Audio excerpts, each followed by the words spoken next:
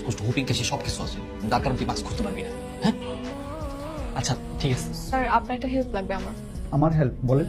Sir batch number 70, session 15 থেকে 16, আর role হচ্ছে 32, 34, 74।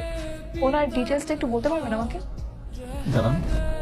ও অনব চৌধুরী, পিতা হুসাইন চৌধুরী। জি। কি ব্যাপার আপনার এরকম অবস্থা কেন? ভূতের মতন নাক মুখ বন্ধ করে বসে রয়েছে।